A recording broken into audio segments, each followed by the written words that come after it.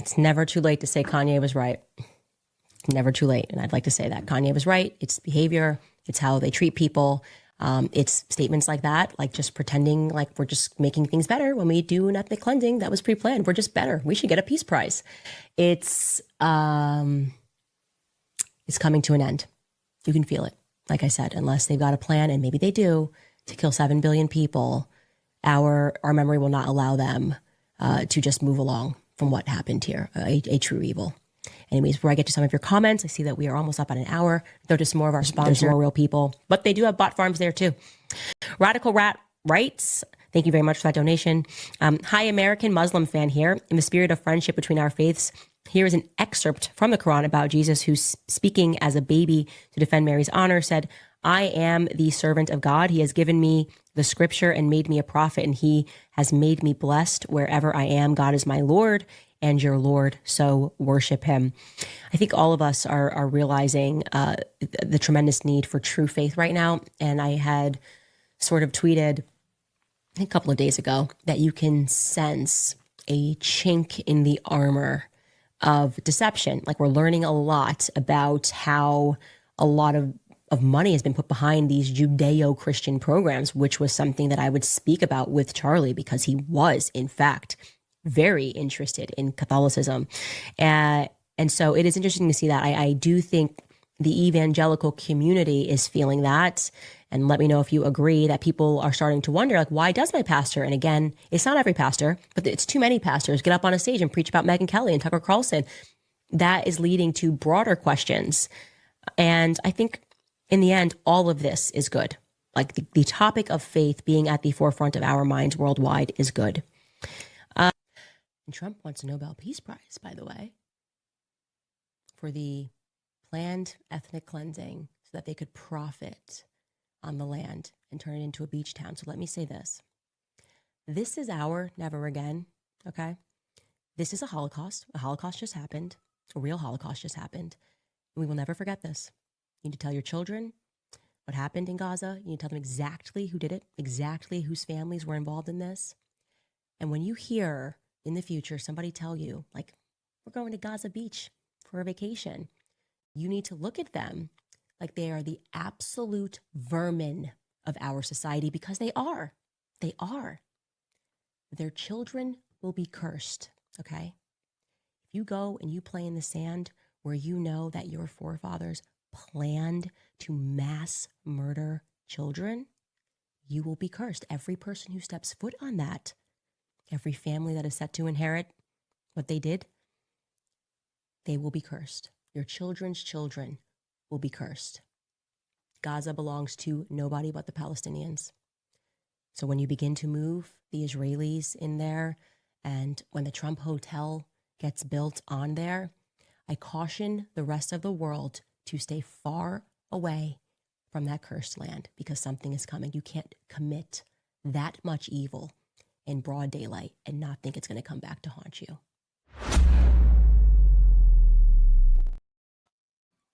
Wow. Folks, when I initially saw that, I thought it was AI. I didn't think it was true, but everything you just saw was true. We're going to get into that. Well, I'll say true as far as it actually, Candace Owens actually said all of that stuff. All right, folks, this is Friday night and it's Pop and Politics. I'm KJ. Let me introduce you to my co-hosts. Of course, we have Nicole Bennett. Hey, family. And Shelly E. Pew pew. All right, folks, we've got a full show tonight. Before we light this fire, do your part, tap that thumbs up, smash that subscribe button, and turn on your notifications. We are live here on YouTube and Rumble. If you're on the go, you can catch us on Apple Podcast or Spotify under the name Pop and Politics. We love our chat. Thank you all so much for hanging in with us tonight. We're 1 hour later tonight. We're usually on at 9 p.m. on Fridays. It's 10 p.m. tonight. But thank you guys. We have a show in store for you. So again, we love our chat. We shout out every super chat. So drop your thoughts, show your love, and join the conversation that the mainstream media wishes didn't exist. This is not just a podcast. This is a movement of God-fearing, truth-seeking, America-loving people that value freedom. Stand with us and subscribe so we can amplify this rallying call for freedom. All right, ladies, let's set it off. So much to get into tonight. We are starting off with comments made by Candace Owens and Marjorie Taylor Greene. Want to unpack what we just saw with Candace Owens first. Shelly, what the hell is going on with her? I've been thinking about this and trying to figure out, and the only thing I can come up with, Candace really believes, unfortunately so, she has likened Israel and certainly Bibi Netanyahu right up there on par, if not worse than Hitler, Stalin, Pol Pot. She has really, she is warped, and in that sense, she is certainly warped. I know that she has millions of followers and even growing to a certain degree, but Candace is warped. I'll keep it there, warped. Yeah. Nicole, I mean, you heard what she said. Again, coming after evangelicals. She gets a super chat from a Muslim American, and she likens that to true faith, but then says Judeo-Christians and the evangelical community, she implies, have chinks in our armor. What is she talking about? The greatest chink in our armor is her. Let's do that, right? But again, for Candace, there's not anything she won't say, anything she won't do for likes, clicks, and to grow her brand. So if she's no longer going to be red pill black, if she's no longer going to be the darling of the conservative party, and she's losing those people, she has to replace them with someone. One of the biggest groups of Americans who are avid YouTube users are people who hold Israel and Jews responsible for all the ills of the world. She's sucking them in. And the Muslim population that have moved here, let's not even discount the ones that live in Britain, where her husband is from the UK. What she's doing is padding her numbers when she loses numbers. So it's a smart business decision.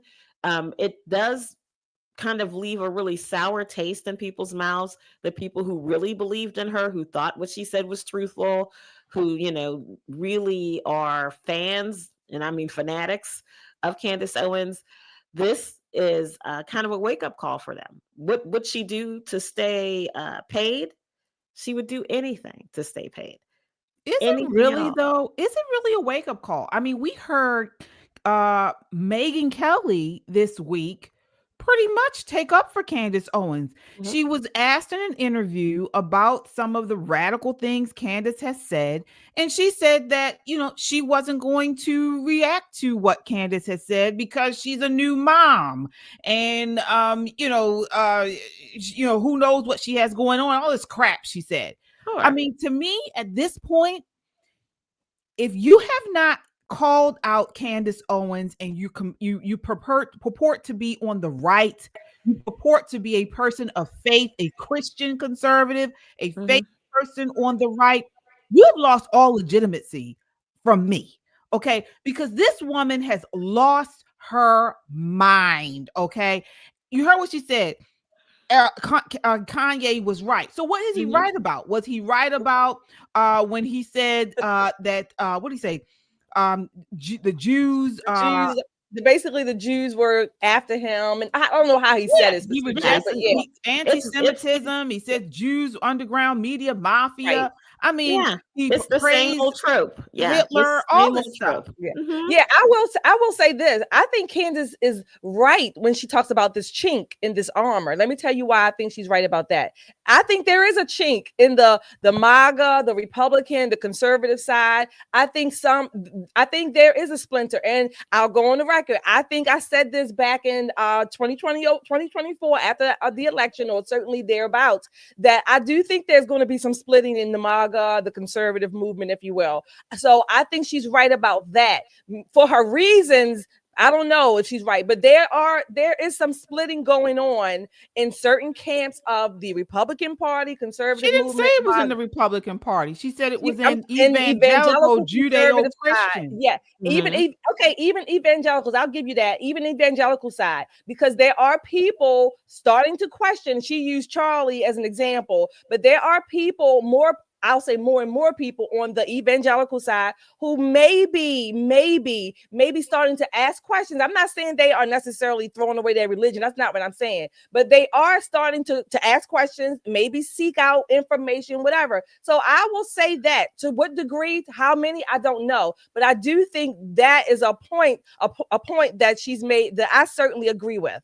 Well, I don't agree with the evangelical thing, but politically, you're right. Evangelicals are more popular now post Charlie Kirk's assassination than we've been in eons. People are coming to church who've never been to church before. Now, whether or not they're getting the word, because we all know not all churches are created equal, but the desire to be a better human being, a desire to believe in something greater than yourself, is something that this particular generation is missing in droves. Now, politically, Shelley, you are right. MAGA has never been everybody.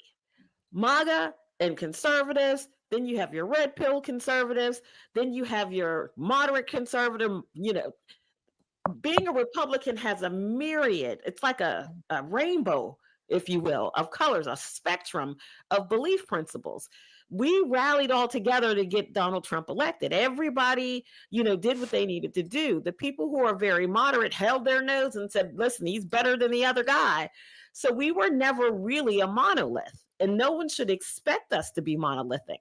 The problem is when someone says something who purports to be Princess MAGA, the hardest Trumper that's ever Trumped in the history of Trumpdom. And then they say things that go against the administration. People say, oh God, MAGA's falling apart. Oh my God, they're losing their minds. No, people can have different opinions. They can absolutely have different opinions. It's okay. We all don't have to march to the same drum. We don't. Well, what is MAGA? So for what me, it stands for? Make America great again. What does it mean to be? You said you're referring to, you're referencing a lot, MAGA this, MAGA that. So what does it mean to be MAGA? Well, generally speaking, the Republicans' platform, generally speaking, limited government, lower taxes, expanding or certainly making sure the middle class is stable, foreign affairs, foreign domestic policy, foreign policy, things like that, reducing spending. Those are some. Conservatives are part of that, have been, absolutely. Evangelicals, certainly with the pro-life components of that, family. All of those are important. That makes up the. So do we have MAGA without Trump? I think we can. I think Trump is the leader. I think the principles of MAGA can be there because they were a part of the Republican Party. Trump, thankfully, has come, if you will, he's bringing them to life. He's actually activating them and putting them to action, putting them in real life, real time. So you believe that then people within so-called MAGA or on the right that are now going against President Trump are still MAGA. Is that correct? See, that's the thing. I think MAGA needs to live on even if Trump is not in office. Today, right now, we have people on the right that are now going against President Trump, bad-mouthing Trump, like Candace Owens and, for instance, Marjorie Taylor Greene. So are you all saying that in your minds that these people are still with MAGA, even though they badmouth President Trump's policies? Let me say this. First of all, we're going to talk about Marjorie Taylor Greene. That's number one. I was actually talking to Nicole because Nicole. Oh, well, okay. You said you all. Okay. And so for me, MAGA and being a Republican and being a conservative are three different things, right? So for me, that's very, very different. When you think Republican, you think small government, peace through strength, huge defense spending, because again, peace through strength, and you think very limited government. If we could cut the government down to the necessary 5 people per department, we'd be happy to have that, right? We do believe in taking care of the old and the infirmed. Those are Republican principles and have been since the beginning. These are our principles. MAGA, completely different, completely so. And the reason why is because President Trump, who is probably the current standard for what MAGA is not necessarily anti-abortion, right? Not necessarily. He's not necessarily small government, because he believes government needs some folks. He's hired plenty of them, right? And not necessarily thinking that peace through strength is the only way. He's very much a coalition builder, right? Now, I say all that with $900+ billion in defense spending. The reason why that makes sense is because even though Trump came in and softened the Republican platform, and we went from absolutely no abortion, we wanted to abolish Roe v. Wade out the window, he comes in and goes, listen, we can get a 16-week ban. He brought people to the middle, if you will, to the middle of a Republican Party. Conservatives have problems with some MAGA people. This is why you find Rand Paul always standing on principle. When we went through this government shutdown thing, the one Republican who dug in was Rand Paul. And the reason why he dug in had nothing to do with the Democrats. It had everything to do with what you heard me say, what you heard Shelley say. They need to stop kicking the can down the road and handle their business. They are there to do the business of the American people. They have neglected to do that. And he would not vote to support the continuation of that. That, my darling, is what conservatism is. That's not MAGA. It's conservative. The good news is we're all under one big umbrella. And as such, there are going to be people who have differing opinions, and the lamestream media is going to stick a camera and a microphone in their face when they do have a differing opinion. The first thing they're going to say is, oh my God, it's all falling apart. Nothing could be further from the truth. Nothing could be further from the truth. Well, we'll see. Take a look here. This was clip 2. A very patient guy, but I have had it with these people. They're playing games with real people's lives. The theory we have right now, they have a Hate America rally that's scheduled for October 18th on the National Mall. It's all the pro-Hamas wing and the Antifa people. They're all coming out. Some of the House Democrats are selling T-shirts for the event, and it's being told to us that they won't be able to reopen the government until after that rally because they can't face their rabid base. I mean, this is. Hey, I'm sorry. That I played the wrong clip. Actually, I need clip 3. Just not staying focused on America First policies is detrimental as well. Yeah, and on that note, are you concerned about the cost of living? Very. That the President Trump said he would lower? The inflation crushed people in the past 4.5 years, and the costs have not come down. I myself can tell you my apartment here in Washington, D.C., the electricity bill is $100 more than it was last year, because you can look at your own bill and look at cost. Prices have not come down. That is a reality. People's wages have not gone up. That's another reality. And so Americans are continuing to have a very difficult time getting by. And I'll go a step further. I'm a mom. And so when it comes to what is affecting my adult children's lives, who are 22, 26, and 28, I'm going to be 1,000% fighting for them over any politician and any party. And I can tell you right now, that generation, they are barely making it, and they're very hopeless for their future. That was Marjorie Taylor Greene. And she seems to be the only one responding to her constituents, because her constituents are saying, excuse me, we are being affected by what's happening here. And, she's in not a rich district. She's in a poor district. And her people said, this is affecting us. Either you get us some help or we're going to put you out. This is your job. And she is the voice of reason here. What the hell is going on? She also has a couple of kids who need the insurance premiums are going. So it's very personal to her.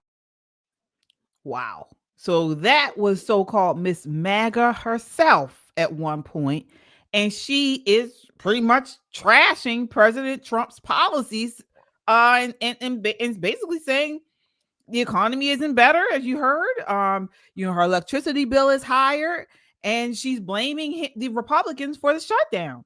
Nicole, what do you say to all that? Well, let's add some truth to that. Marjorie Taylor Greene has a beautiful palatial home in Georgia. Her district is reliably conservative, not MAGA, reliably conservative. Newt Gingrich's old district, reliably conservative.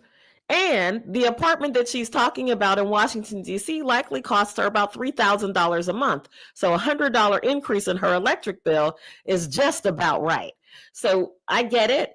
I get that she's pandering to a certain particular kind of conservative group, and people were wondering why she, unlike Rand Paul, was not holding the line and making Congress go to work. She had to say something. She has to do something, because when you're a person who runs in a Republican or very conservative heavy district, and you don't have anything to say about Congress not doing their job, you don't have anything to say about any of the things that are happening. Did you notice before she made these comments, Marjorie Taylor Greene was fading into the woodwork? We heard more from Lauren Boebert. We heard more from Nancy Mace. She was no longer the firebrand. Here's the problem. There's 150 Marjorie Taylor Greenes lined up to sit in that chair that she's sitting in. She knows, like I know, she better pick it up. This is her picking it up. Nope, she's not saying I'm mad at everybody and it needs to go. What she's saying is, from a conservative perspective, he's not living up to what I believed he was going to do. But America, here's a newsflash. Donald Trump is not a conservative. He is not. He is not a conservative. You heard it here first. He is not a conservative. Is he a fine Republican? Absolutely. Did I vote for him? Yes, I'd vote for him twice. I helped him get elected. I'd knock every door on this planet for this man. But he does not espouse conservative principles. For us, he's a fairly moderate Republican. But he's always better than any Democrat that he runs against.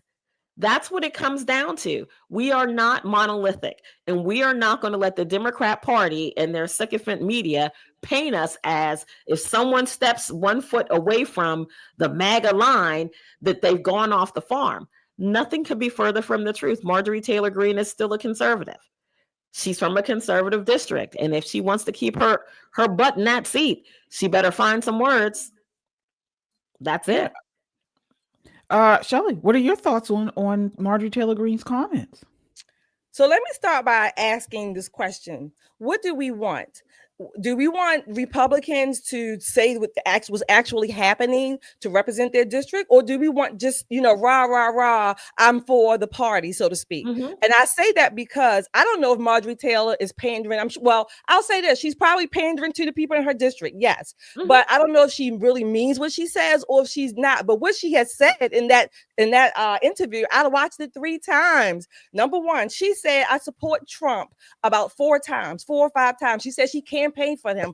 Of course, she voted for him. That's number one. She didn't say anything negative about Trump that I heard in that 15-minute interview on CNN. That's number one. Number two, what she's talking about are the healthcare costs. We've been knowing, newsflash, we've been knowing for decades that healthcare, look at all of the graphs, the trend lines go up for healthcare expenses, and average Americans cannot really afford it. That has been a problem even before Trump came into office. So why are we pretending like now because she's a Republican, she shouldn't say those things? Well, we say them on here. I've said them. We've all talked about it. Mm-hmm. So why should she not say it when it's absolutely the case? And people are struggling with paying their healthcare premiums. Young people can't, pay the premiums. They can't even buy homes coming out of college. There's a whole lot of things that Congress has been kicking the ball down. And another thing she said that was really important, she said she voted for the CR. She didn't want the government to shut down, but she did vote with her party for the CR,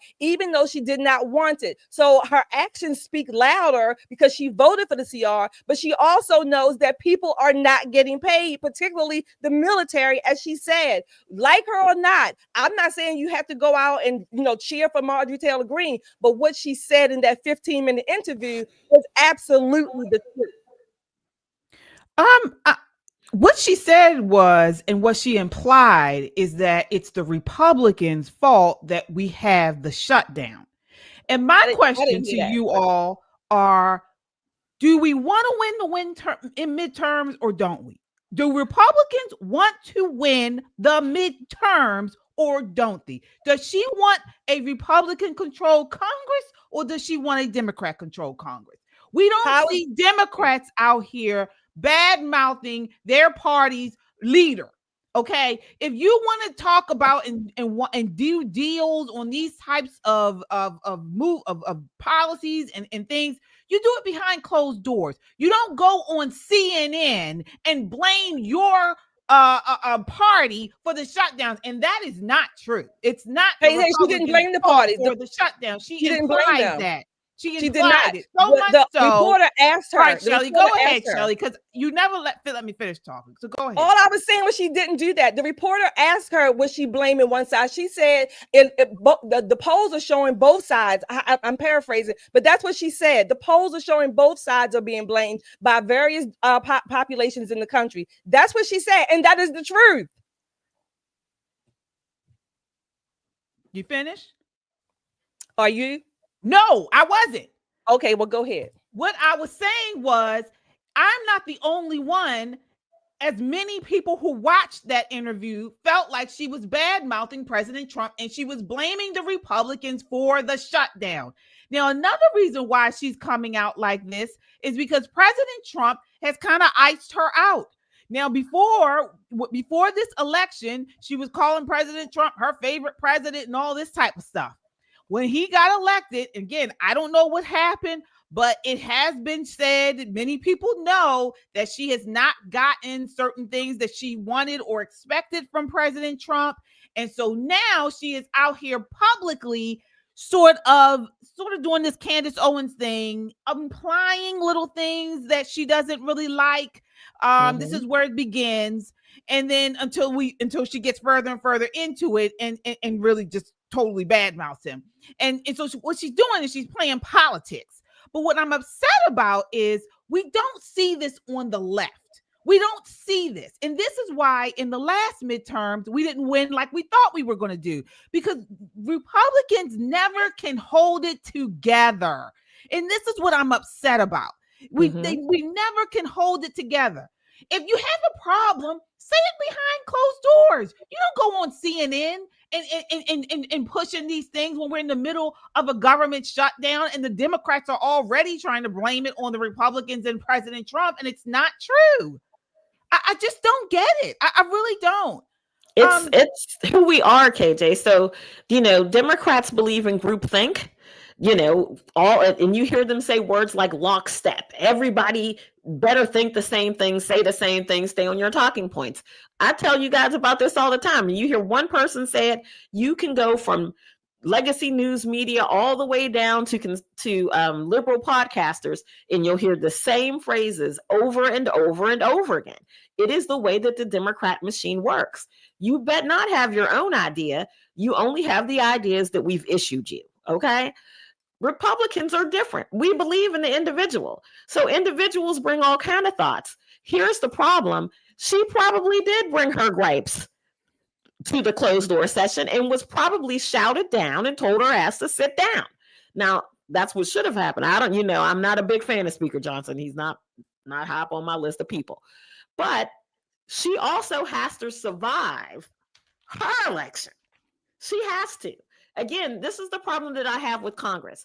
Sometimes they're more worried about keeping the seat than doing the will of the people. This is what happens, and this is how we end up with Steny Hoyer. He's been in office my whole damn life.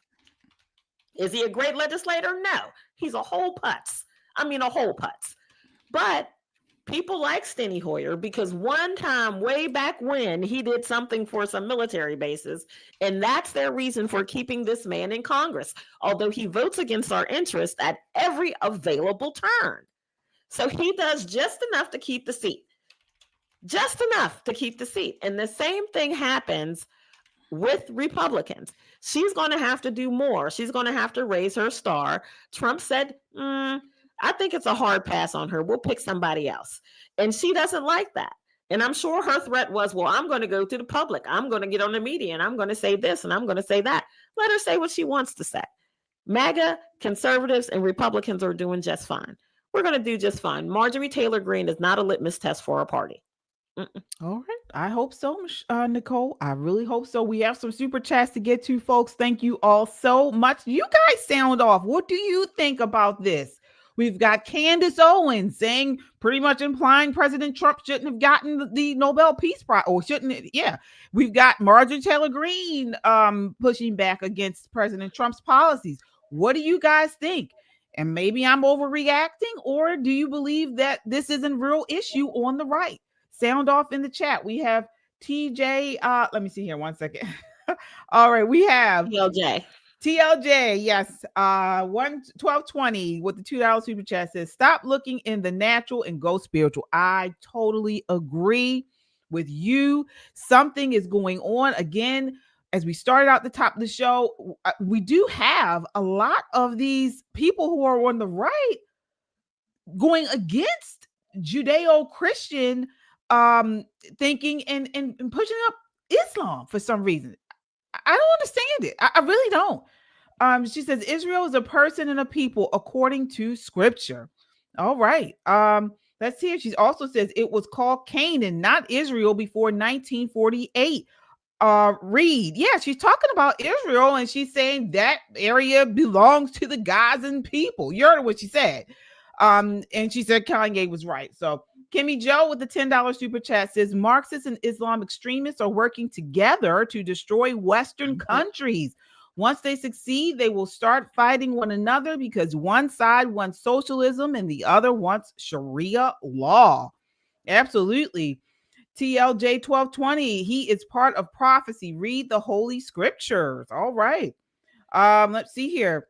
Gimpy, wow, this is so much. Wow, this is so much cope. MTG is persona non grata in this admin. Tell me I'm wrong, Nicole. Well, thank you, Gimpy, with the $5 super chat. You're right. Yeah. Kimmy Joe with a $10 super chat says Republican from New York brought forth a bill to keep the incentives from ACA in place, but the Democrats refuse to get on board. They want health insurance for the illegals. Yes, indeed. Very true. All right. Narsau USA 813 with a $5 super chat says the exposures are just starting on both sides. The show is just started. Yeah. Kingston Girl 73 with the $10 super chat says Greene is now a rhino. Why would she go to CNN to trash her own party? Who's paying her? The desperation of the wheat and rares are in action, as the Bible says. Greene's a flip-flopper, period. All right. Come on. Yeah, folks, as you come in, please hit that like button. It helps to get this video out in front of a wider audience. We have over 500 people watching. Let's get those likes up and help this channel reach 250,000 subscribers by the end of the year. That is our goal. We can't do it without each and every one of you. So please, as you come in, hit that like button and subscribe. Yeah, folks, I'm frustrated with this. I really am. And I mean, again, if maybe I am overreacting, but I don't like this. I don't like it at all. I think too many people on the right are being silent about these loud people like Marjorie Taylor Greene, like Candace Owens, like Tucker Carlson, who are pushing a warped narrative. And it seems to me like they are coalescing with Islamists. Yeah, they're doing what they have to do. Go ahead. See, KJ, when I don't want to bash this man, but when we have a stronger Speaker of the House, you don't have these kind of leaks. They fight about, like any other group of people. You've been on a Central Committee. You know what it's like, right? It's crazy. Everybody has their own interests and bring their own things to the table. And it requires a stronger hand to make sure that everybody feels heard. But the final product is us moving in one accord, right? That's what a speaker does. The speaker is supposed to be the leader. The speaker is supposed to be quite literally the big dog with the gavel that says, okay, you're out of line. We heard enough. Have a seat. Well, when you don't get what you want, especially when you fancy yourself the darling of the party and they don't give you what you want, what do? You act out. And this is just her acting out. This is her trying to be a little bit tougher to raise her stock a little bit, but it's not going to work. It's not going to work. Again, one monkey doesn't stop a show. And Candace Owens has separated herself from the conservative movement by her own words.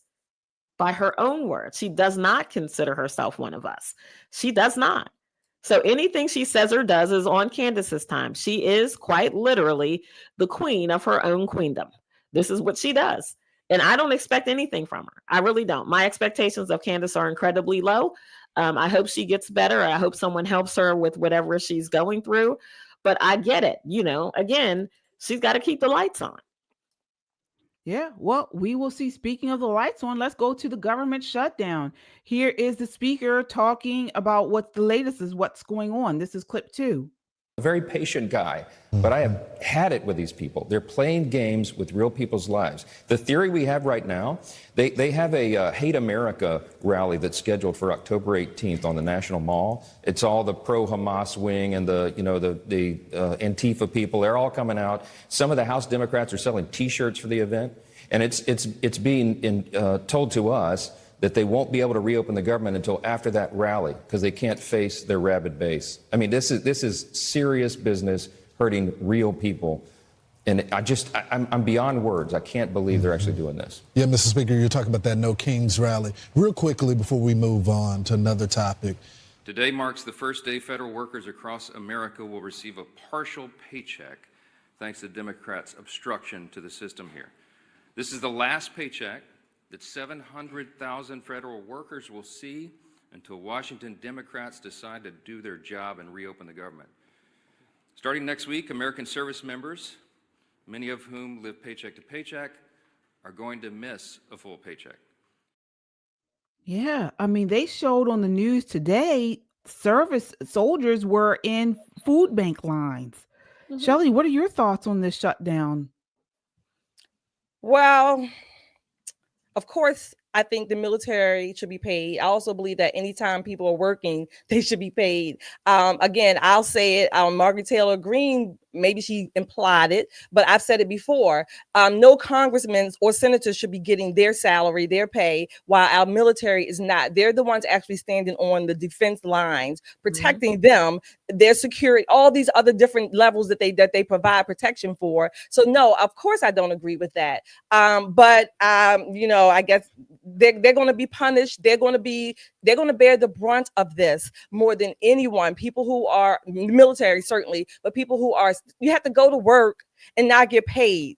And then you have to sign disclaimers that you won't even go out and get another job while you're on furlough. That's not American at all. That's not America first. It's certainly not first for the people who need to pay their bills and feed their families.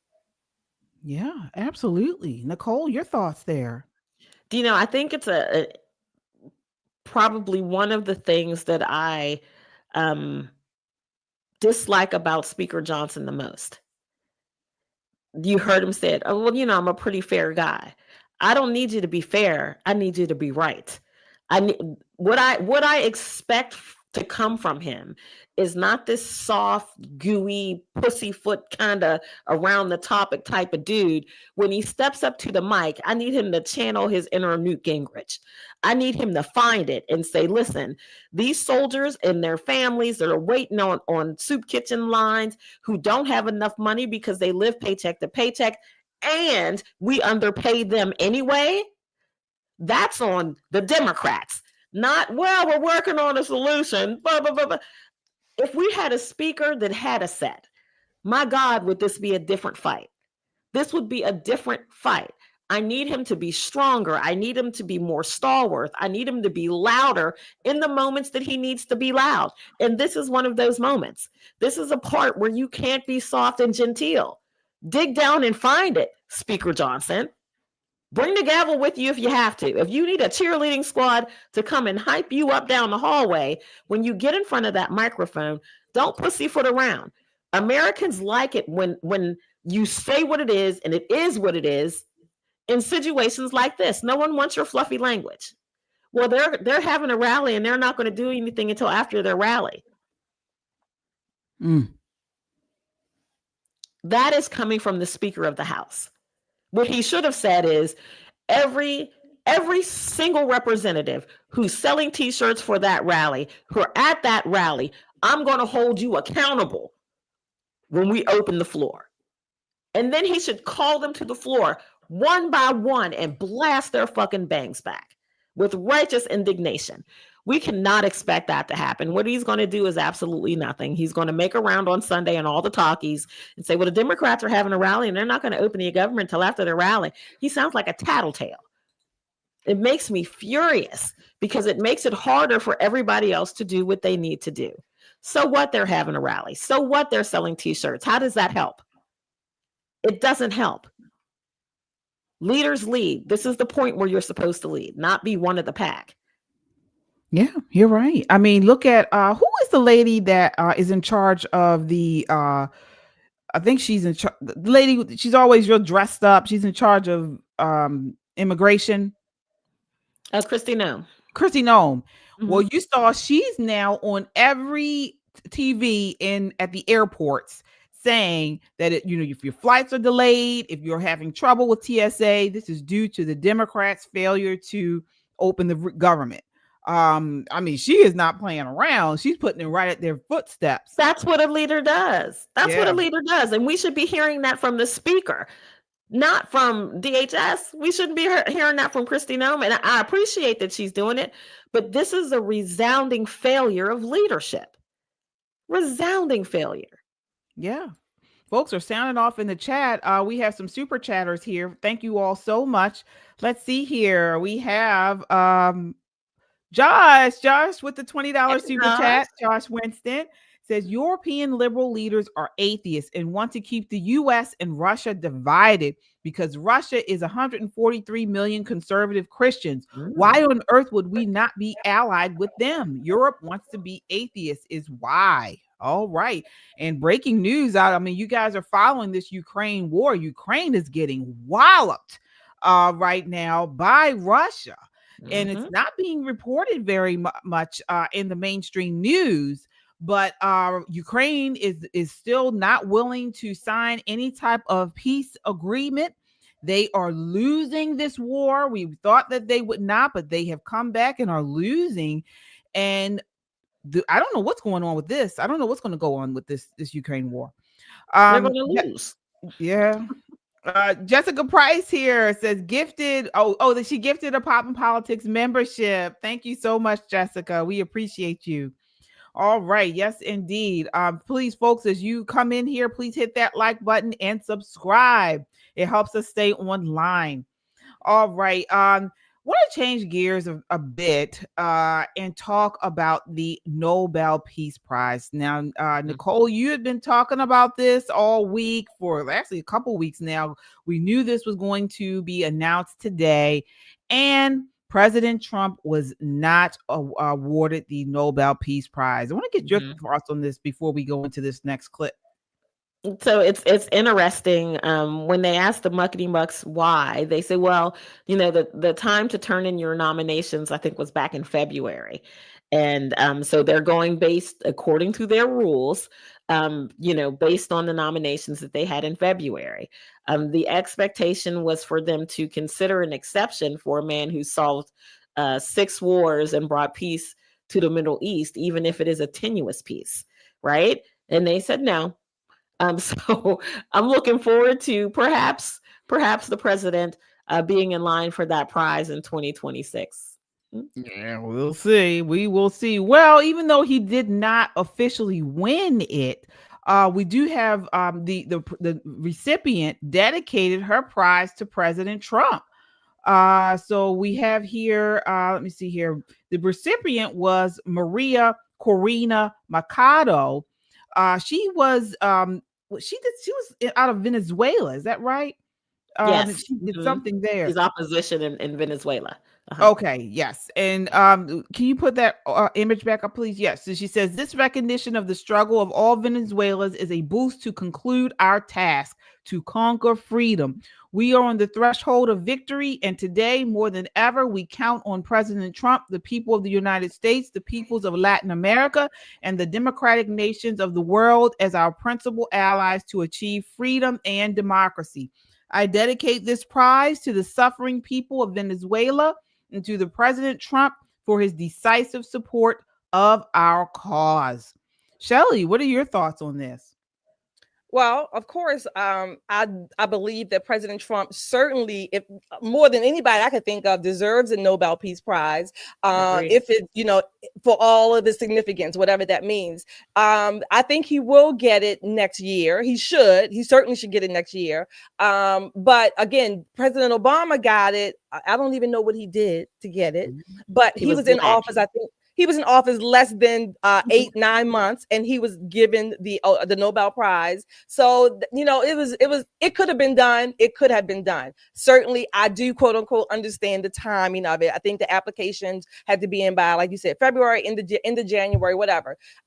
This lady here, Miss Maria Machado, I just thought that was a beautiful sentiment. Look, Venezuelans and South Americans, they want to work and eat and prosper too. They see President Trump sort of as an inspiration to them to fight their own causes, which is great. That means that America doesn't have to. Venezuela, I don't know what it is now, but they were once a pretty wealthy country for South American standards. Remember, they had a lot of oil. We used to get oil from them. We probably still do. But so Venezuela and Venezuelans and all of the Latin Americans, South Americans, they need to fix and fight for their own country, just like this lady's saying. President Trump is an inspiration. That's also another peg for him to get the Nobel Prize, because that means that he's fostering and facilitating that sense of freedom across different countries. Bam, he should have it, hands down. Agreed. And you know what, Shelley, I think you're right. I think he has been very inspirational to this Miss Machado, who was blocked from running for president in her own country because of some of the things that she did to bring all of the pieces back together. And now that the pieces are back together and they've got a Nobel Prize winning person there working alongside folks, I think we should round up every Venezuelan in the United States and send them home so they can build their nation. That would be a great idea. Well, call me Debbie Downer, but I have no faith in the Nobel Prize people, whoever they are, giving it to President Trump. These people are so hateful. President Trump could solve cancer. He could find a cure for cancer, and they would not give him this prize. He is well deserving, as you both have said, and they just don't want to give it to him. They don't want to give him any credit for anything. But maybe the Italians will, because today he has announced Columbus Day is back. Take a look. This is clip 4. Christopher Columbus obviously discovered the New World in 1492. He was a great Italian explorer. He sailed his 3 ships, the Nina, the Pinta, and the Santa Maria, across the Atlantic Ocean and landed in what's today the Caribbean. But this is a particularly important holiday for Italian Americans who celebrate the legacy of Christopher Columbus and the innovation and explorer zeal that he represented. In other words, we're calling it Columbus Day. Yes. All right. I never even knew it was called anything else. I didn't know it had changed. But what are your thoughts on that, Shelley? Columbus Day, leave it alone. Look, we know, okay, that we know we're talking about truth. We know that Columbus did not discover the United States, as it were, okay, the United States proper, but he certainly was a very active, like the guy said, the 3 ships, the Nina and the Santa Maria and the Pina.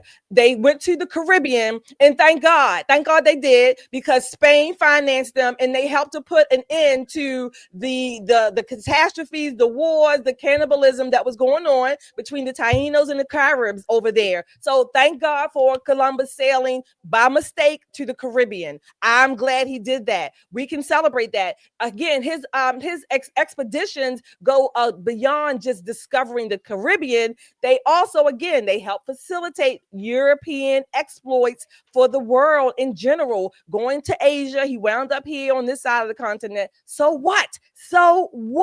It was a good thing overall.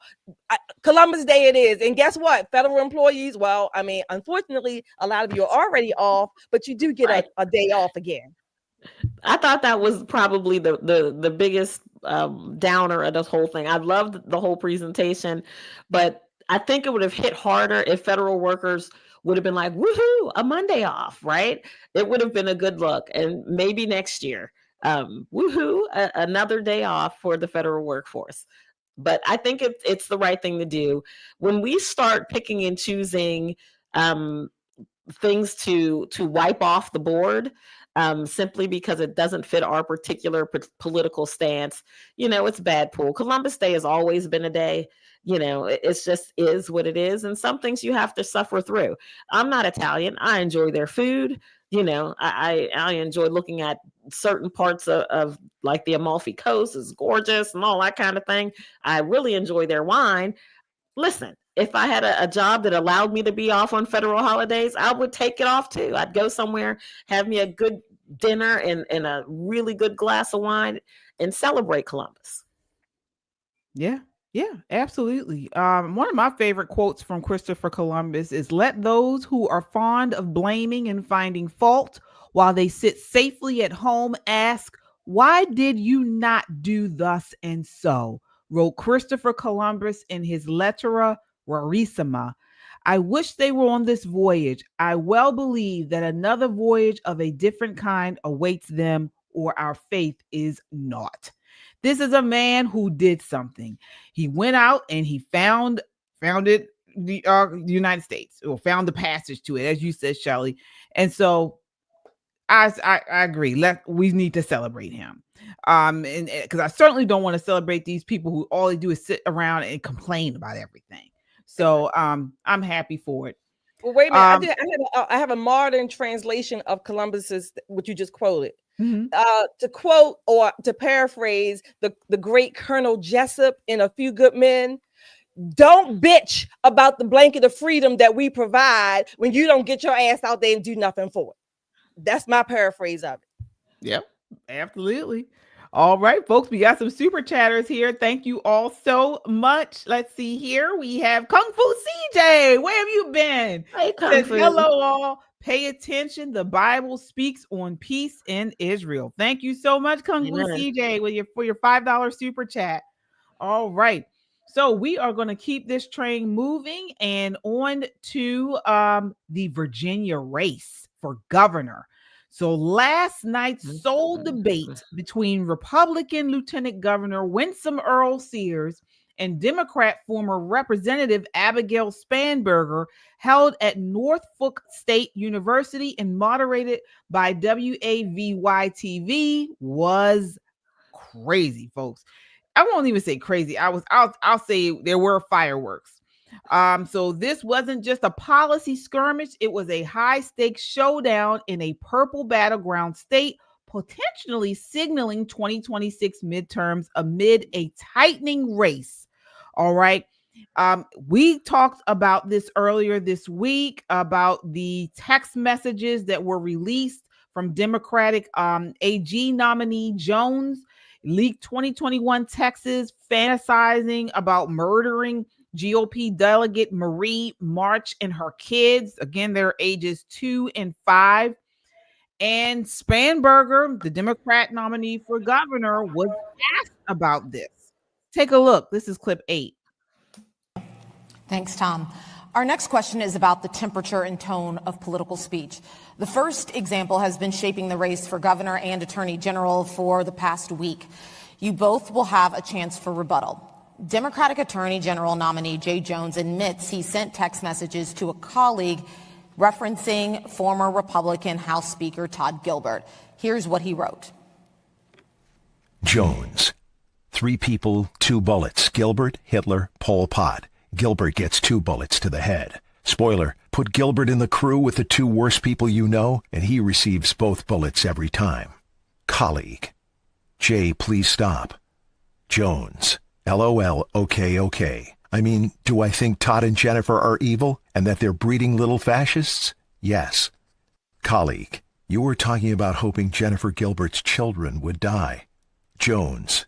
Yes, I've told you this before. Only when people feel pain personally do they move on policy. Jay Jones has apologized and says he takes full responsibility for those messages. Ms. Spanberger, you have called the comments disgusting and said you condemn violence. The question for you tonight is, were you aware of these messages before they were released publicly, and will you continue to endorse Jay Jones as the next Attorney General of Virginia? You have 60 seconds.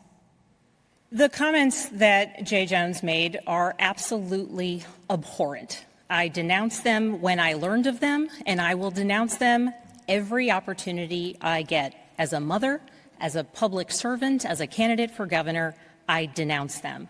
And it is important that candidates always denounce violence on no matter which side of the aisle. Violence, violent rhetoric, we should always be focused and forceful in our denouncement of it. Are you going to tell him and to get importantly, my opponent, unfortunately, only denounces violence when her side is the target. Don't I lie hope like that, into Abigail. the future she will endeavor to denounce violent rhetoric and violence no matter who the victim. And tonight, Lieutenant Governor Earl Sears, I will say, you routinely refer to me as your enemy. Just please you give her a chance to routinely respond. refer to me as your enemy. I'm not your enemy. You are not my enemy. We are political opponents, and tonight voters are here to listen to the policy differences that we have. So as we move forward, we must continue to set a good example for all of our children. Thank you, Ms. Spanberger. I didn't hear an answer there on the endorsement issue, so I want to just make sure.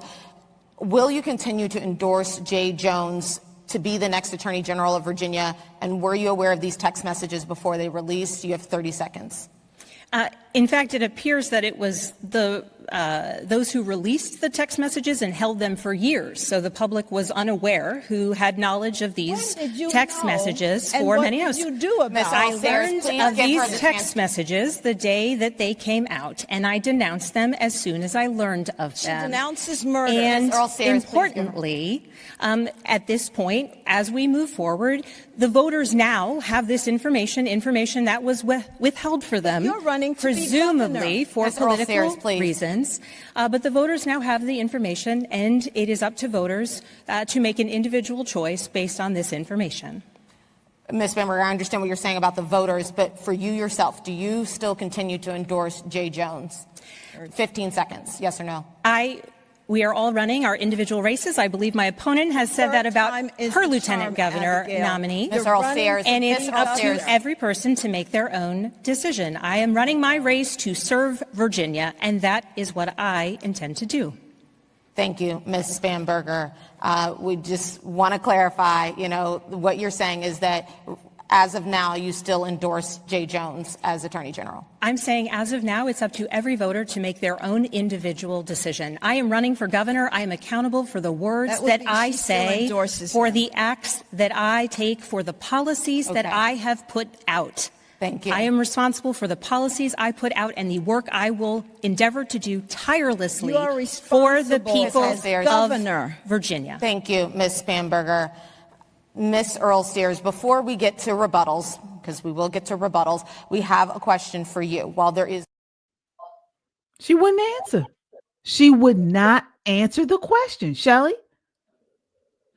She didn't answer. I mean, what more do you want to say? She's not going to denounce him. She did say she's not going to denounce him and ask him to get out of the race. She did say those texts were abhorrent. But again, they're not going to give up any chance that they can get for their party. So, hey, I guess they're going to keep moving on. I mean, I loved LT in that clip. I loved LT in that whole daggone what is it? The debate, whatever. I loved it because she's spunky. She was on fire. I mean, I just loved it. I thought it was funny that she kept saying, answer the question. But Abigail stood to her premise. All she was going to do was say that the texts were abhorrent, horrific, and that shouldn't be the case. But she is not going to ask the man to leave the race. Yeah, well, my position is didn't say that. What the question was, you endorsed him. Do you stand by that endorsement, or are you taking it back and saying you think he should leave the race? And she just wouldn't answer, Nicole. Well, so here, that debate was a hot mess, period. But this is what I want you guys to know. Her team wrote that response for her, and she was supposed to pivot the question to that response. This, especially people who intend to run for office, is what we call a bad pivot. When you don't pivot well, it seems like you're being evasive, like you don't have an answer to the question. So if she had practiced her pivots, it would have sounded a little bit more like, go ahead and ask me, about my endorsement of J. Jones. Do you still endorse J. Jones, knowing now what you know? And the answer is, his comments were abhorrent. And of course, I don't stand by that. Had I known earlier, maybe my endorsement would have been different. J. Jones, to the best of my knowledge, when I gave that endorsement, was a stand-up Democrat. Ugh, almost choked on that word. A stand-up man, right? And we believe that. Now we have different information. I'm not sure where I am with this. I want to be a team player, but this is not sitting well with my soul. And question answered over, and she still didn't say yes or no, but she hung a little to the left, hung a little to the right. She should have pivoted better. And because she did not pivot that question, it is the one shining moment that Winsome Sears had in that whole debate that she can beat her over the head with her standing there like she was a frozen bot, being beaten over the head over and over and over again with this question. It just goes to show you, people in campaigns spend a lot of money on a lot of things. T-shirts, commercials, door hangers, door knockers. They spend all that money on that. You know what they should spend their money on? Debate prep. That's where they should spend their money. They should hire somebody to give them a murder board so they don't look like a frozen damn statue instead of pivoting well. It's ridiculous. Well, she like you mentioned, she stood that spang banger or burger or whatever her name is. She stood frozen as Winsome Sears pushed her on the question. Take a look. This is clip 9. Well, I think, as everybody knows, I'm a Christian. I'm a Christian before I'm a Republican, and I'm required to forgive people. And it's hard sometimes when somebody has abused you, etc., but it's something you must do, because not to forgive is almost like, as someone said, you drink poison thinking that it's going to affect the other person. And I want to live a decent life, and I don't want to not have peace in my life. And so as I've said before, I would not say that. So that's why I'm wondering why my opponent won't say, beyond it's abhorrent and disgusting, why she won't say it is not okay and that he must leave the race, because J. Jones advocated the murder, Abigail, the murder of a man, a former speaker, as well as his children who were 2 and 5 years old. You have little girls. What would it take him pulling the trigger? Is that what would do it? And then you would say he needs to get out of the race? Abigail, you have nothing to say? Abigail, what if he said it about your 3 children? Is that when you would say he should get out of the race, Abigail? You're running to be governor. Now, ladies and gentlemen, that is a pivot. That is a pivot done well. That from what the question that she was supposed to answer had nothing to do with her questioning Abigail Spanberger, but she pivoted right back to Abigail Spanberger and knew she had her over a barrel because she wouldn't answer the question. That is how you pivot. Well done in that clip. Well done. Yeah, you talking about well done, Winsome? Yes. Mm-hmm. Oh yeah, Winsome said. Yeah, I mean, the lady just stood there. I mean, she was, but this is what Democrats do. When they don't give a damn, they don't give a damn. Shelley, what are your thoughts? One of the things I loved about, I thought Winsome Sears was pivoting throughout the whole thing. So she answered part of a question and then she went to whatever she wanted to, to go to. That was number one. Number two, I love that particular part of the debate, because not only was she Winsome herself expressing how horrific those texts were, she wanted to make a human connection with Abigail. She wanted her to say, just as a human being, what if this were your children? You have 3 or whatever, 2 or 3 children. And you could hear just the sincerity, the realness in her voice. I mean, she said, Abigail, like, please just give us an answer. Why would you accept this from anybody? But Abigail, she stayed on her course. Yeah, I mean, Spanberger refused 4 times to rescind her endorsement, smirking at points. And she just, and then when Winsome she just was Abigail. I mean, it was almost like, it was like, I feel like I've seen that scene in a movie where she's just like, it's like, Abigail, you don't talk to me, Abigail. She just was like, but Abigail Spanberger has a trump card, if you will. Let's say that. People in Virginia have been voting for weeks, so it doesn't even really make a difference. So from her perspective, she's damned if she doesn't, she damned if she doesn't, right? Because people have already voted. People have already voted for Jay Jones, right? People have already voted for Abigail Spanberger. The straight Democrat ticket is what they've been advising people to do for the last couple of weeks. So for them, this is, much to do about nothing. If we had just an election day rather than election season, this would be the October surprise that Winsome would need to get over the top and to keep Mayoris, who's their current AG. This is what it would take. But because, Democrats have gerrymandered our election season, October surprises have no surprise. It's just October at this point. Yeah, we talked about that again. I mean, this whole idea of election month instead of election day, it's terrible. It's terrible because when you have situations like this, now people have already voted. Sometimes half the half of the electorate has already voted. Right. And you can't call up and get your ballot back. I want to change one of my answers. Can I get my test back? No, you cannot. No. You cannot. Absolutely. All right, folks, sound off in the chat and let us know what you all think. Who did you think won the debate last night? Winsome Sears or Abigail Spanberger? Please sound off in the chat. All right. We have some super chatters here, folks. Thank you all so much. All right. TLJ 1220 says, please research Christopher Columbus. It's a lie. It's lie. All right. Kung Fu CJ with the $5 super chat says, hello all, pay attention. The Bible speaks on peace in Israel. I think we got that one though. Yep. Kung Fu CJ says, I told my parents to vote for the black woman. All right. Nicole is spot on, Kung Fu CJ says. All right. Thank you all so much. We appreciate each and every super chat. Again, it helps us to stay online. Thank you so much for your support. All right. We are going to end the night with Letitia James. All right. Finally, the indictment has been handed down on Letitia James, and the media now runs for cover for her. Take a look. This is clip 5.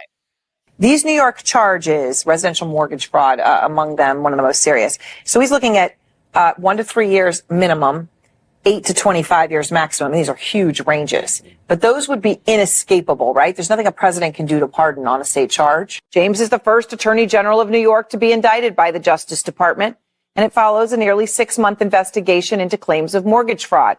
Now, that is a charge the United States Justice Department rarely brings against individuals, but of course, James is not an ordinary individual. Trump considers her an enemy after she sued him in 2022, accusing Trump of lying about his real estate empire and the inflating the value of his properties. Trump did acknowledge that there could have been a mistake on his financial statement when it came to the value of his Trump Tower apartment, but he said that's why his statements included disclaimer clauses. Quote, there's a disclaimer clause where you don't have to get sued by the Attorney General of New York. Is that in any way a legitimate defense? No, the judge already found it wasn't. The judge said, listen, you just can't offer miscalculating or wrong and misleading and fraudulent information and then say, wait, just kidding, do your own due diligence here.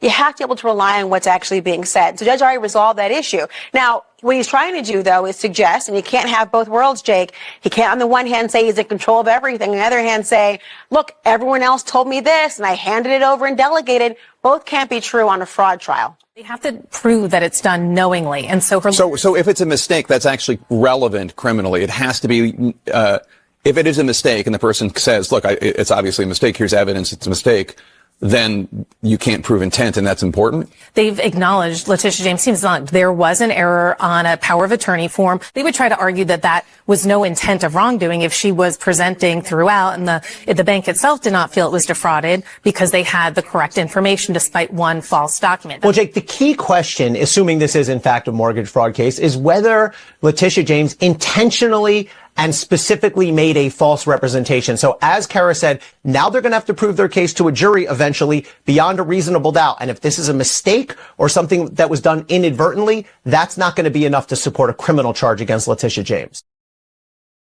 Wow. So again, these people, it's Trump is automatically guilty, but when it's Letitia James, it's another thing. Shelley, what are your thoughts there? It's the same playbook. They have not taken responsibility to acknowledge their part in Russiagate, the Steele dossier. They haven't done it. The false indictments and impeachments, all of this, they have not. Going through Melania's drawers, they haven't done any of that, and they still haven't even acknowledged, again, taken any part or self-reflection about the attempted assassinations on President Trump. Why? I don't even know why we think that they were going to acknowledge all the times that Letitia and Alvin ran on getting Donald J. Trump. They said it before they were even elected. They said it before the votes were counted. They've been saying it, but now all of a sudden she's the victim. This is a witch hunt.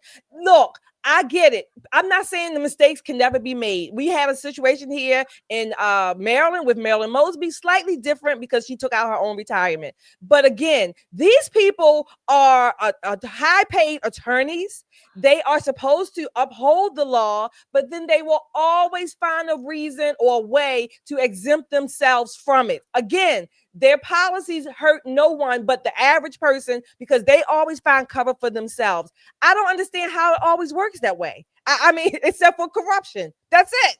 That is exactly it. That's why it always works that way, because they are corrupt. Yeah. And as you mentioned, Shelley, she was obsessed with President Trump for years. For years, she said she was going to get him when no crime had been made aware or anything. Here she is in clip 6. Take a look. The system is not supposed to work.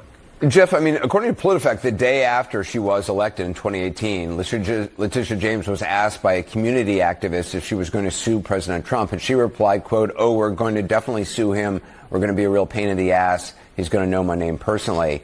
I mean, that's not a great look for somebody who has just been elected or just been campaigning, who hasn't even looked, I guess, at deeply at any evidence. Well, that's, we live in a system where attorneys general and district attorneys in the United States, unlike almost any other country, are elected officials, are politicians. So they run for office making political statements. That's how our system works. It's not pretty. I don't think it's a great system, but there's nothing uncommon about it. The other point to make, though, is just because she made inappropriate comments, that doesn't mean she should get indicted for fraud years later. I mean, we're not supposed to live in a system of that kind of tit for tat. Criminal cases are supposed to stand or fall on their own merits. David, I mean, there's no evidence that Letitia James's indictment stems from some widespread audit of thousands of mortgage You also intend to prosecute him after he is out of office, correct? Joy, again, our investigation currently is civil in nature. It is not criminal. In the event that we uncover any activity or conduct, in the event that we uncover any conduct. Oh, yes. But will you go ahead with civil suits? Yes, our civil suit will continue, whether he's president or not. And so after January 20th at 12 o'clock, our investigation will continue, Joy. There's no way a potential pardon for Trump or his 3 eldest kids would shield them from anything you're investigating. Am I right? That's what you just said, I believe. Correct. He cannot pardon himself. What he could do is step down and allow the Vice President Pence, to pardon him. In all likelihood, I suspect that he will pardon his family members, his children, his son-in-law, and individuals in his administration, as well as some of his close associates. And then I suspect at some point in time, he will step down and allow the Vice President to pardon him. Now, it's important to understand he is pardoned from federal crimes, but he is not pardoned from state crimes. Last year, I introduced a bill in the state legislature, which would close the pardon loophole so that individuals such as the President of the United States would not evade justice. It's important that we have this check on presidential powers. And in the legislature, the state legislature, I'm so happy they passed that bill, and it is now the law in the state of New York. President Trump cannot avoid justice in the great state of New York. And neither will you, you fat wench. You see how they were smirking? Well, who's laughing now? Shelley, what are your thoughts on that? Well, I need a petty moment here. So I know it's petty, and I'm going on the record, it's petty. But big people shouldn't have lisps. You know, they shouldn't. Big people should not have lisps. They just shouldn't. They shouldn't. So I know it's petty. I know it's petty. It's Friday. It's been a busy week. So, but look, again, I do, just for personal reasons, I want her to be hemmed up, right? I do. Now, for legal and American and constitutional reasons, I want the law to be followed. I do that too. But I do want, for petty personal reasons, I want her to be hemmed up with her lisp. Yes, I do. Yeah. Nicole, what are your thoughts for that cow's tongue? Well, I'm no fan of Big Tish. Make no mistake. One of the things I think that is delicious, it's like eating chocolate in bed, is that all of her own words have come back to bite her square in the ass. And that's a beautiful thing. And just seeing... No, that ass is not beautiful. Not the ass, the biting of said ass is the beautiful. Okay. But the thing that's interesting to see is how these attack dogs were after him, cackling and oh, we're going to get him even if after he's president, we're going to get him. Well, look at how the worm has turned, right? They're saying that Tish needs money. Tish needs support. They're also saying that a Biden appointed judge is going to be the one hearing her case. So, I don't know how much justice we're going to get, but the fact that she had to live under the rules that she made is justice. It is justice. Absolutely. And you hear her in the media talking about how, this is something that is commonly done.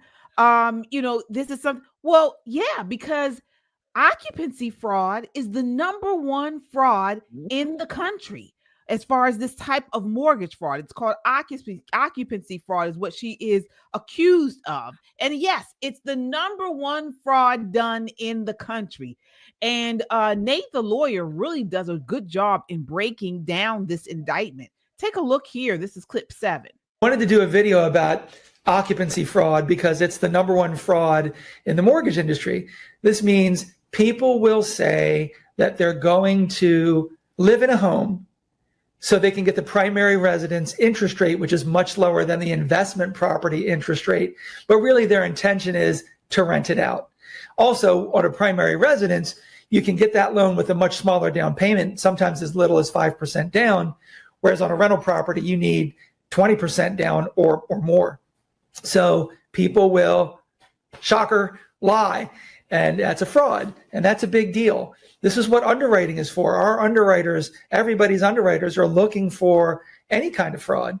And it's it's enough that it's the number one fraud in the industry, and it's enough that it's something that it's always looked for. Now, the government shows some exhibits to prove its case. First, this specific power of attorney signed on the 17th day of August 2023 by Letitia James. And to make sure this was Letitia James, this was notarized with 2 witnesses. Now, shockingly enough, those 2 witnesses actually worked in the Attorney General's office of the city of New York, which is unbelievable. And this document states, quote, "I hereby declare that I intend to occupy this property as my principal residence." What property are we talking about? We're talking about the purchase of the property known as 604 Sterling, Norfolk, Virginia, 23505.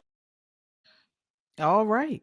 And let me say something else, because a lot of people are when people talk a lot about fraud, people think, oh, it's not a big deal. It's any kind of fraud, mortgage fraud, insurance fraud. But people don't realize this fraud is a huge deal, because what happens is it ends up offsetting a lot of mortgage rates. When people defraud the system, it costs regular everyday Americans more for mortgages, for it skews appraisal values, and I'm talking about fraud and mortgage fraud in general, not specifically this type of fraud. So there is a cost to this stuff. And, this isn't a little thing. If she did this, she needs to face the full breadth of the law. Well, not only that, KJ, she's an attorney. She's the attorney general. If anybody knows what a simple legal document says, because that document is written in like maybe 8th grade English, not only did she understand and know what the document purported to be, she had people in her office attest that she was the one who signed it. Not one person, but 2 people who were also very much likely attorneys. So everybody knew what it was. She did it with purpose, malice aforethought. How about some legal language for you? This is what she did. What she was never expecting is, 1, for Trump to return to the White House, and for 2, for her to be under the spotlight. She said something very interesting in that last clip where she says, New York State, she brought a law to the legislators to put on the books and so that they could usurp presidential power. Baby, that's not how any of that works. None of that. Your state little bit of New York power does nothing against the federal size of his presidential power. The executive branch doesn't answer to you. Does not. Right. There's something inherently wrong when we elect people to these high offices. An attorney general is a very high office, and they have no idea how the damn nation runs. Like, do we need like a civics course before you can run for office? You got to pass the test before you can even put your name on the ballot. We wouldn't even have Big Tish. Big Tish would probably be a real estate agent out here breaking the law like she did for herself. They should look at every single thing she's ever turned in, because if you would lie about something that simple, she would absolutely lie about much bigger things. Absolutely. Yeah. Shelley, what are your thoughts on this? I think it's also ironic, like Nicole just alluded to it, that she got those other people in her office caught up in this, and they are notaries. And also in most states, if not all states, the state's attorney or the attorney general is in charge of the notary division as well. So that's a whole different division under that same office. So now she has these notaries in her office or whatever, caught up in her foolishness. All of them, even the notaries, I suspect that they knew that they were signing something that was illegal or, for illegal purposes. I suspect that too. They weren't just signed up that they knew her. They knew that it was illegal what she was doing, because I believe they probably were attorneys as well too, or certainly high up in the office to know damn straight that, okay, she does not live in Virginia. This is, she's a New York resident, and she works for the state of New York. This is all, again, all of these shenanigans, like it's a number one fraud in the industry, of course, but all of these shenanigans, you ever notice that a lot of times the lawyers are caught up in this stuff? These are the lawyers. They're the ones making the law, and then they are breaking the law, and then they want to come after the average American for whatever little crimes that we might do. I mean, I'm telling you, it's ludicrous. It is nothing but corruption, pure and simple. Yeah. It's, what's interesting is they really should investigate if these two people who signed off as witnesses on that document were coerced into doing so. They worked in her office. And here's why I say coerced, because they all work in the same office in New York City. How the hell is she a principal residence in Virginia? How does that work? And it's not like it's in small print. The address is in bold print. So you don't make that mistake, right? It's pointing it out to you. So I'm interested to know, was this, I need you to sign this document, come to my office right now, or bad things are going to happen to you? We'll never really find out because it's all dim and they're going to throw up that blue wall and no one's going to tell the truth. We need a whistleblower. We need one of these two people to come forward and say, no, I was coerced into signing this document. My boss said I wouldn't have a job if I didn't sign this document. Let's really dig on this and see what we get because, she likes to investigate. Let's give her a taste of her own medicine. Absolutely. And they are reporting that the two witnesses that signed off on this document are somehow alleging a some type of lawsuit because they were in fear of a tongue lashing from this woman. And as thick as her tongue is, they felt in threat of their lives. So there we have it. Folks, that does it for us tonight. We thank you guys so much for watching with us. Again, we were an hour later tonight than we usually are. We usually are on 9 o'clock on Friday nights. We pushed it to 10 o'clock. Thank you all so much for staying up with us. Final thoughts, ladies. I'll start with you, Nicole. Final thoughts for the weekend. Boy, and you know what? The weather has finally started to change here in Maryland. Gotta love it. Nice and cool.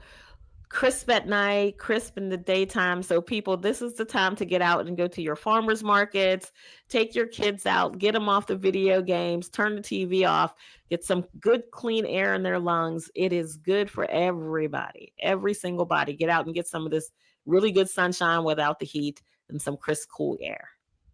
All right, Shelly, final thoughts for the weekend.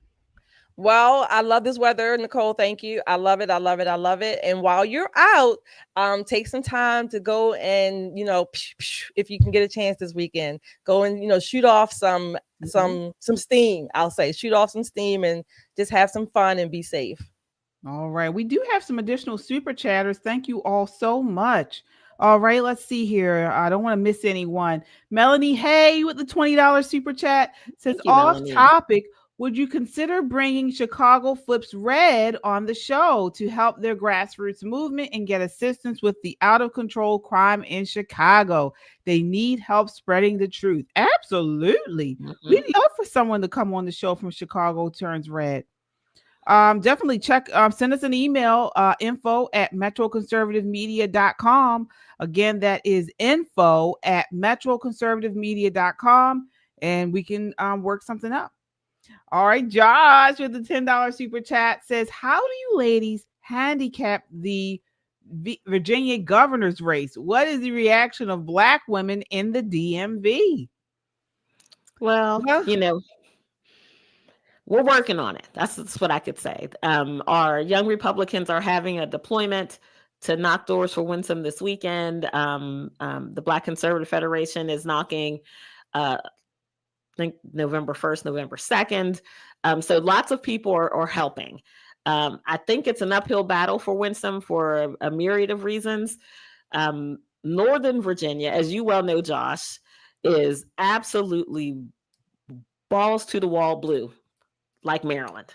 Very, very, very blue. And that's going to be hard to overcome because it's incredibly populous. So we'll see what's going to happen. She won't lose from lack of trying. Let's do that. Everybody's pushing as hard as we can. I think she just got another $1.5 million from the RNC for some commercials and that kind of thing. So we're trying everything we can to get her across the finish line. Yeah, what I was reading, she did have a surge in the polls of sorts, but I'm not sure if it's enough as of right now. I think Spanberger is still in the lead, but I know she did have a surge. Is that correct, Nicole? Oh yeah, Well, she did shall have we? a surge, and but the thing is, again, it's the early voting season. It's the voting season, the election season that's the killer. So when we had just one day to focus on, you had more time to engage the electorate. But now that it's 8 weeks or whatever that voting season is, it takes away your opportunity to engage voters before they cast their ballot with the latest news. Again, you get buyer's remorse, but you can't get your ballot back. And this is the inherent problem. And we told them this when they were talking about this election season, but everybody poo-pooed us and said, oh no, it'll be fine. It's not fine. It's not fine. So we'll do what we can. We'll push hard. She had a surge. She got a bunch of money from Bob Johnson, which was, out of the blue and absolutely wonderful. But it's still an uphill battle. Virginia is not a Republican place. It's very much a Democrat place. Right. Yeah. All right. We have Kung Fu CJ says, I was a foreclosure activist. If you are buying a house, I can find the fraud. All right. All right. Let's see here. TJ says, lawyers lie always. They can't help themselves. All right. All right. Let me see here. We have Bar with a $5 super chat says, remember how they got Al Capone? Not murder, not bootlegging, not racketeering, finances, tax evasion. All right. Yeah. As I go, folks, I am fired up about this Candace Owens thing. And I'm sorry. I feel like, and I guess as someone said in the chat, it is a spiritual war that we're dealing with here. I do not like the fact that, again, people like her are out here criticizing evangelicals and Christians and Judeo-Christian values that this country was built on. And she has failed to mention one red thing, which is anything about the Christian persecution in Nigeria, in all over Africa. They just had a whole bunch of Christians. Like, it wasn't Nigeria, it was another country. I can't remember at the top of my head right now, but that were murdered by radical Islam. Radical Islam is the number one persecutor of Christians in the world. And she has not mentioned it at all.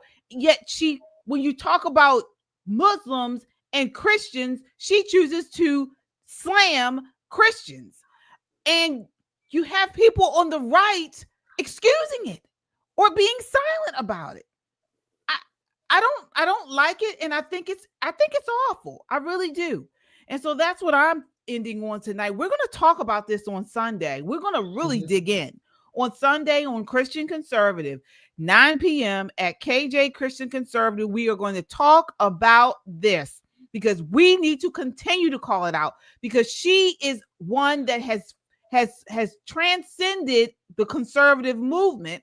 She has transcended into mainstream, into the culture. Many people who look into conservatives first see Candace Owens, and she's corrupt.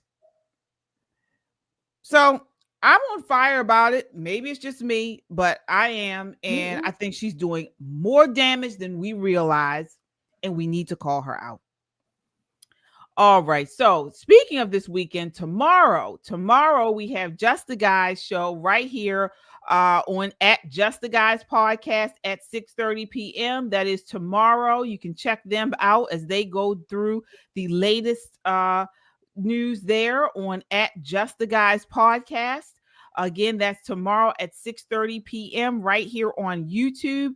And then, as I mentioned, on Sunday, I will be on here back at KJ Christian Conservative, where we go through news and pop culture from a biblical perspective. So again, check us all out. And then us ladies from Poppin' Politics will be back on Monday night at 9 p.m. We have Tracy Merriweather. It says, love your channel. I agree. Miles Johnson need to get tougher. Yes, he does.